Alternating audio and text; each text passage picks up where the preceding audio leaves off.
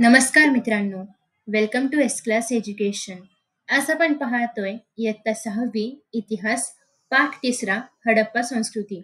याच्या आधी ऑलरेडी आपण इतिहास म्हणजे काय, इतिहासाची साधने काय आहेत, त्यांची गरज का आहे, हे सगळं पाहिलंय. आणि दुसऱ्या पाठाच्या शेवटी आपण पाहिलं होतं की प्राचीन भारतामध्ये हडप्पा, मोहेंजोदडो यांसारख्या संस्कृती होत्या, ज्या की आता पाकिस्तानामध्ये आहेत. तर त्या संस्कृतीविषयी आज आपण जाणून घेणार आहोत आपल्या पाठामध्ये. सगळ्यात पहिल्यांदा तर हडप्पा संस्कृती म्हणजे काय? कधीपासून होती किंवा आपल्याला उत्खननामध्ये कधी याचे अवशेष सापडले? सेकंड असं आहे की त्या काळाची घरे आणि नगरांची रचना कशी होती? मुद्रा, भांडी यांवरचं जे काही कोरीव काम होतं किंवा त्या काळात नेमक्या कशा नक्षी होत्या किंवा कशामुळे आपण हे ओळखू शकतो की एखादी गोष्ट जर आपल्याला सापडली तर ती हडप्पाकालीन आहे की नाही, हे आपण कसं ओळखू शकतो? त्यासोबतच महास्नानगृह, लोकजीवन, व्यापार, ऱ्हासाची कारणे म्हणजे हडप्पा संस्कृतीचा ऱ्हास का झाला, या सगळ्या गोष्टी आपण आजच्या चॅप्टरमध्ये पाहणार आहोत. चॅप्टर खूप इंटरेस्टिंग आहे, सो लेट अस स्टार्ट. सगळ्यात पहिल्यांदा या ठिकाणी तुम्हाला भारताचा नकाशा पाहायला मिळतोय आणि इथे जर तुम्ही पाहिलं तर तुम्हाला इथे हडप्पा आणि या ठिकाणी मोहेंजोदडो या दोन संस्कृती पाहायला मिळतात. ठीक आहे. आता सध्या तुम्ही जर पाहिलं तर ही जी पिंक कलरची रेषा तुम्हाला पाहायला मिळते, हे आत्ताच आपल्या भारताची सीमारेषा आहे. ओके. आधी आपला भारत हा पूर्ण होता. पाकिस्तान पण यायचं, बांगलादेश आणि ऍक्च्युअल भारताची भूमी असे एकूण मिळून प्राचीन भारत बनायचा. पण आता मात्र हडप्पा असेल किंवा मोहेंजोदडो असेल, हे दोन्ही कुठे आहेत? पाकिस्तानामध्ये आहेत. तुम्ही जर या ठिकाणी अजून पाहिलं तर सिंधू नदीच्या झेलम, चिनाब, रावी, सतलज या सगळ्या उपनद्या आहेत. म्हणजे हडप्पा संस्कृती जी आहे तर ती सिंधू नदीच्या उपनद्यांच्या आसपास वसलेली आहे. सिमिलरली मोहेंजोदडो पण सिंधू नदीच्या आसपासच वसलेली आहे. आता अर्थात आपण मागच्या पाठामध्ये हे शिकलं होतं की अ, ज्या वस्त्या आहेत तर त्या नदी किनारीच का असतात? तर याचं कारण असं आहे की नदी किनारा आहे म्हटल्यानंतर पाणी असणारच आहे आणि सोबतच सुपीक जमीन आहे. आणि अर्थात मानवाला काय पाहिजे? अन्न, वस्त्र, निवारा, जे की त्याला नदी किनारच्या भागांमध्ये इझिली अवेलेबल आहे. आणि म्हणूनच त्या ठिकाणी वस्ती करणं शक्य होतं किंवा मानवाने त्या ठिकाणी वस्ती केली आणि त्याच हडप्पा संस्कृती आहेत किंवा मोहनजोदडो संस्कृती आहेत, त्याच्याबद्दल आज आपण बघतोय. ठीक आहे. सो आय होप तुम्हाला एक लोकेशन कळलेलं आहे की हडप्पा संस्कृती नेमकी कुठे आहे आणि त्याच्या आसपास कोणत्या नद्या आहेत. आता आपण सुरुवात करूया आपल्या पाठाला. हडप्पा संस्कृती इसवी सन 1921 मध्ये पंजाब मधील रावी नदीच्या काठी हडप्पा येथे उत्खनन प्रथम सुरू झालं.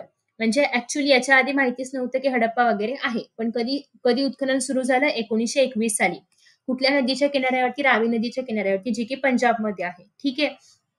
हे बघा, तुम्हाला या ठिकाणी रावी नदी पाहायला पण मिळते. त्याच्यानंतर पुढे असं आहे की म्हणून या संस्कृतीला हडप्पा संस्कृती हे नाव मिळाले. या संस्कृतीला सिंधू संस्कृती या नावाने पण ओळखले जाते. का? तर ही सिंधू आणि तिच्या उपनद्यांच्या काठावरती वसलेली संस्कृती आहे म्हणून. हडप्पाच्या दक्षिणेला सुमारे 650 किलोमीटर अंतरावरती सिंधू नदीच्या खोऱ्यामध्ये मोहेंजोदडो येथे पण उत्खनन झाले आणि या ठिकाणी मोहेंजोदडो इथे पण उत्खनन काय झालं होतं? सुरू झालं होतं.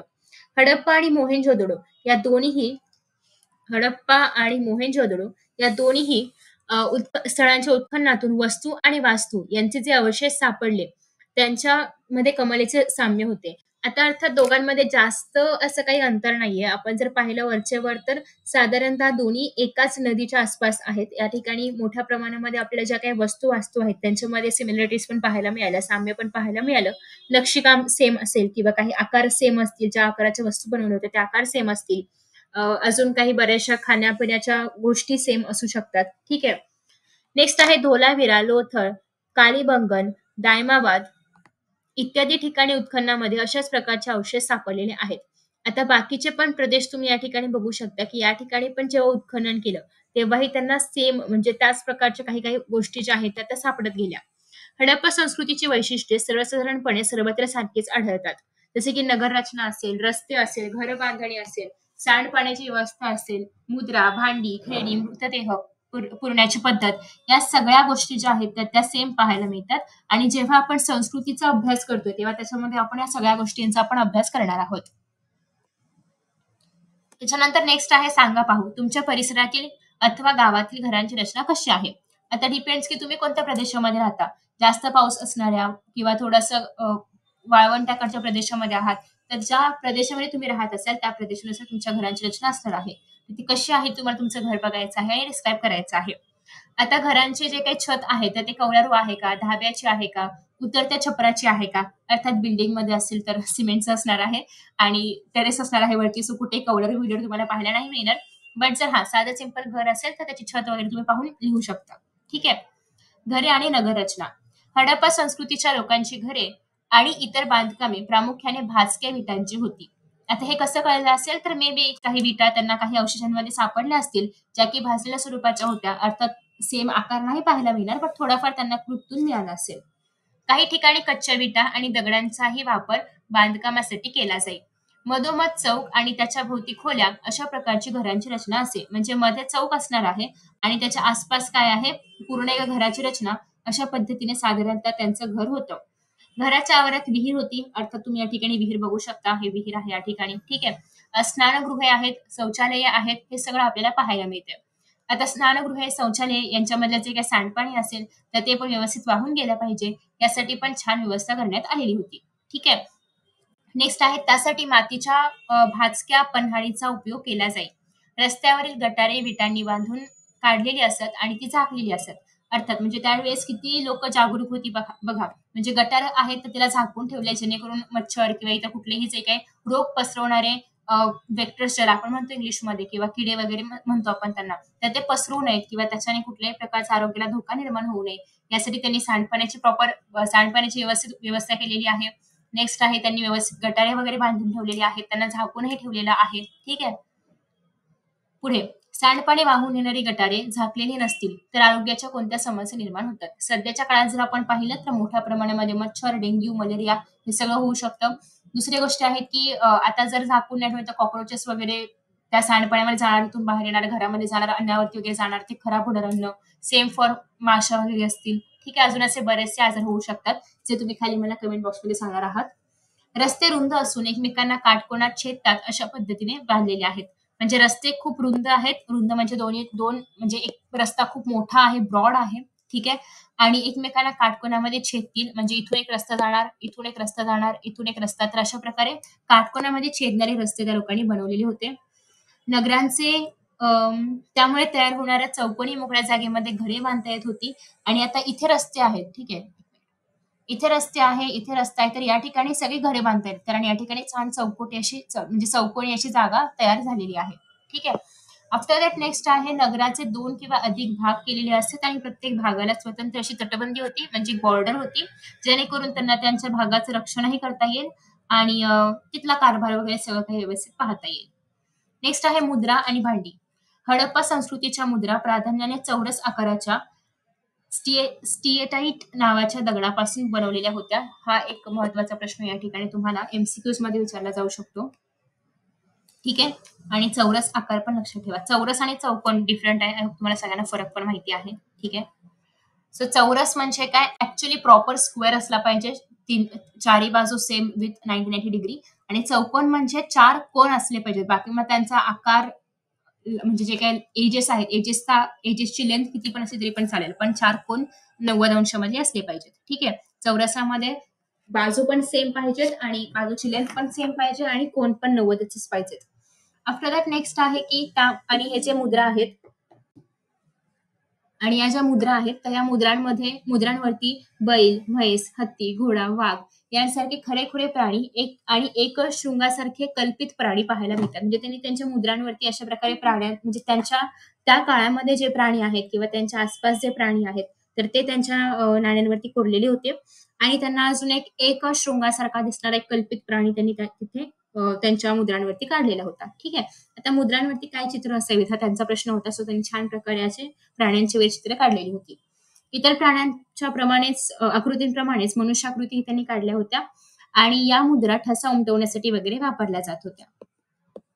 नेक्स्ट आहे, हडप्पा संस्कृतीच्या काळामध्ये किंवा स्थळांच्या उत्खननातून विविध प्रकारची आणि आकाराची भांडी मिळाली आणि त्यामध्ये लाल रंगाच्या पृष्ठभागावरती काळ्या रंगाने नक्षी काढलेली भांडी पाहायला मिळतात. म्हणजे लाल रंगाचं बॅकग्राऊंड आहे किंवा लाल रंगाचं भांड आहे आणि त्याच्यावरती काळ्या रंगाने काहीतरी कोरलेलं आहे. नक्षीच्या नमुन्यांमध्ये माशांचे खवले, एकमेकांमध्ये गुंतलेली वर्तुळे, पिंपळ पान यांसारख्या प्रतीकांचा समावेश आपल्याला पाहायला मिळतो. म्हणजे साधारणतः अशा पॅटर्नमध्ये डिझाईन्स होत्या. म्हणजे तुम्हाला नेक्स्ट टाइम जेव्हा कधी अशा प्रकारचं काही भांड वगैरे पाहायला मिळालं तर याचा अर्थ शक्यता आहे की ते हडप्पा असावं. म्हणजे उत्खननामधून घरी वगैरे मिळालं तर ते नाही. उत्खननामधून जर असं काही मिळालं, तर शक्यता आहे की त्याचा संबंध कुठेतरी हडप्पा संस्कृतीशी असावा. ठीक आहे. आणि अशाच प्रकारे इतिहासकार पण संशोधन करत असतात. नेक्स्ट आहे हडप्पा संस्कृतीचे लोक मृत व्यक्तींचे दफन करत आणि व्यक्तीच्या शवाबरोबर माती वगैरे पुरत असतात. सॉरी, मातीची भांडी वगैरे पुरत असतात. म्हणजे एखाद्या व्यक्तीचा मृत्यू झाल्यानंतर त्यांच्याकडे दफन केलं जात होतं आणि सोबतच त्या काळातली त्यांची जी काही भांडी वगैरे आहेत तर त्याचं पण अ, ते पण पुरले त्याच्या सोबतच. आणि आता आपल्याला जे काही भांडी वगैरे किंवा जे पण खापरा वगैरे मिळतात तर हे त्यातूनच मिळतात, कारण ते पुरून ठेवलं होतं त्यांनी, राईट. सो तुम्ही या ठिकाणी भांडी वगैरे बघू शकता. आता नेक्स्ट आहे स्नानगृह, महास्नानगृह ऍक्च्युली, म्हणजे ज्या ठिकाणी आंघोळ केली जाते. मोहेंजोदडो येथे प्रशस्त स्नानगृह सापडले. महास्नानगृहातील स्नानकुंड जवळजवळ 2.5 kilometre, sorry sorry sorry 2.5 metre, 2.5 metre इतकं खोल आहे. म्हणजे प्रचंड, साधारणतः एक अख्खा माणूस त्याच्यामध्ये आतमध्ये जाऊ शकतो आणि थोडी अजून जागा, एवढं ते खोल आहे. त्याची लांबी सुमारे 12 मीटर आणि रुंदी सुमारे 7 मीटर इतकी होती. कुंडातील पाणी झिरपून जाऊ नये म्हणून आतून ते पक्क्या विटांनी बांधलेलं होतं. म्हणजे इतकी सुंदर अशी व्यवस्था केलेली आहे. त्या कुंडामध्ये उतरण्यासाठी पण तुम्ही इथे बघा पायऱ्या वगैरे सगळं काही व्यवस्थित बांधलेलं आहे. तसेच त्यातील पाणी वेळोवेळी बदलण्याची देखील सोय होती. म्हणजे इट्स लाइक स्विमिंग पूल, आणि आपण तिथलं पाणी वगैरे पण बदलू शकत होतो. नेक्स्ट आहे लोकजीवन. हडप्पा संस्कृतीचे लोक शेती करत होते. कालीबंगन येथे नांगरलेल्या शेताचा पुरावा पाहायला मिळालेला आहे. तेथील लोक विविध प्रकारची पिके घेत होती. त्यामध्ये गहू असेल, सातू म्हणजे ज्याला आपण बार्ली म्हणतो, हे मुख्य पिके होती. राजस्थानमध्ये सातूचे पीक तर गुजरातमध्ये नाचणीचे पीक मोठ्या प्रमाणावर घेतले जाई. याखेरीज वाटाणा, तीळ, मसूर इत्यादी पिके देखील घेतली जात होती. हडप्पा संस्कृतीच्या लोकांना कापूस माहिती होता. म्हणजे अर्थात कापसाच्या बिया असेल किंवा काहीतरी त्याच्याशी रिलेटेड सापडलं असेल, त्याच्यामुळे असं म्हणतात की त्या काळात त्या लोकांना कापूस वगैरेची माहिती होती. ठीक आहे. नेक्स्ट आहे उत्खननातून मिळालेले पुतळे, मुद्रांवरील चित्रे आणि कापडाचे अवशेष इत्यादी पुराव्यांवरून ते कापड विणत असावेत, असं देखील आपल्याला एक अंदाज मिळतो.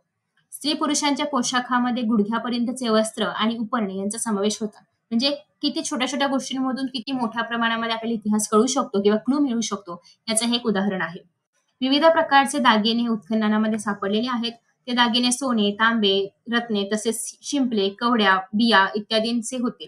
अनेक पदरी माळा, अंगठ्या, बाजूबंद, कंबरपट्टा हे अलंकार स्त्री पुरुष वापरत आणि स्त्रिया दंडापर्यंत बांगड्या घालत असत. हे कशावरून कळलं? त्यांना वेगवेगळ्या आकाराच्या सेम पॅटर्न मध्ये वगैरे बांगड्या मिळाल्या असतील, सो त्यांनी तो अंदाज बांधला. नेक्स्ट आहे हडप्पाकालीन कलेचा उत्कृष्ट नमुना म्हणजे तिथे सापडलेला एक वैशिष्ट्यपूर्ण असा पुतळा. आता तो वैशिष्ट्यपूर्ण का आहे? तर त्याच्या चेहऱ्याचा प्रत्येक तपशील अत्यंत सुस्पष्ट आहे. तर तुम्ही पुतळा बघू शकता की अशा प्रकारचा साधारणतः पुतळा आहे. नेक्स्ट आहे एवढेच नव्हे तर त्याच्या खांद्यावरून त्याने जी काही शाल घेतलेली आहे, त्या शालीवरचं पण जे काही नक्षीकाम आहे ते पण अतिशय डिटेलिंग मध्ये बघा दाखवले. ते जे काही फुलं वगैरे आहेत तर ते सगळं. नेक्स्ट आहे व्यापार. हडप्पा संस्कृतीचे लोक भारतात त्याचप्रमाणे भारताबाहेरील देशांशी सुद्धा व्यापार करत होते. सिंधूच्या खोऱ्यामध्ये चांगल्या दर्जाचा कापूस होत असे आणि तो पश्चिम आशिया, दक्षिण युरोप आणि इजिप्त या प्रदेशांमध्ये निर्यात केला जात असे. म्हणजे इथून आपल्याला कळलं की हा, म्हणजे हडप्पा संस्कृतीमध्ये लोकांना कापूस माहिती होता. ठीक आहे. सुती कापड देखील निर्यात होत असे. इजिप्तमध्ये मखमलीचे कापड हडप्पा संस्कृतीचे व्यापारी पुरवत असत. अगेन हे पण कशावरून कळलं? आता सुती कापड बनते म्हणजे अर्थात कापूस उगवल्याशिवाय सुती कापड बनणार नाही. सो तिथून त्या लोकांनी डॉट्स कनेक्ट केले. काश्मीर, दक्षिण भारत, इराण, अफगाणिस्तान, बलुचिस्तान येथून चांदी, जस्त, मौल्यवान खडे, मानके, देवदार, लाकूड इत्यादी वस्तू आणल्या जात आणि परदेशांशी चालणारा व्यापार खुष्कीच्या मार्गाने म्हणजे जमिनीवरून आणि सागरी अशा दोन्ही मार्गाने होत असे. उत्खननामध्ये सापडलेल्या काही मुद्रांवर जहाजांची चित्रे कोरलेली होती. म्हणजे त्या लोकांना सागरी मार्ग, व्यापाराचा मार्ग पण माहिती होता. लोथल येथे प्रचंड आकाराची गोदी सापडली. गोदी म्हणजे ज्या ठिकाणी हे सगळं इट्स लाईक स्टोअर हाऊस, जिथे आपण सगळं सामान स्टोअर करून ठेवू शकतो, गोदाम वगैरे ज्याला आपण म्हणतो. नेक्स्ट आहे हडप्पा संस्कृतीचा व्यापार अरबी समुद्राच्या किनाऱ्यानेही चालत असे. कारण आपण पाहिले की या ठिकाणी नकाशामध्ये दाखवते तुम्हाला. या ठिकाणी जर आपण पाहिलं तर हडप्पा संस्कृती आहे, मोहनजोदडो आहे, इथे अरबी समुद्र आहे. सो त्यांना जर कुठे काही इथे आसपास निर्यात करायचं असेल तर ते अरबी समुद्राच्या मार्गाचा पण यूज करू शकत होते. नेक्स्ट आहे पुढे. सो या ठिकाणी बघा लोथल येथील गोदी कशी आहे, म्हणजे कशा पद्धतीने एक माल वगैरे स्टोअर करून ठेवला जात होता. अवशेष त्यांना सापडले होते आणि त्याच्या आधारे त्यांनी हे चित्र बनवलेलं आहे. आता एवढं चांगलं किंवा एवढं समृद्ध असताना किंवा एवढी चांगली समृद्ध संस्कृती असताना ती आता अस्तित्वात का नाहीये किंवा ती का नामशेष झाली याची कारणं आपण बघतोय.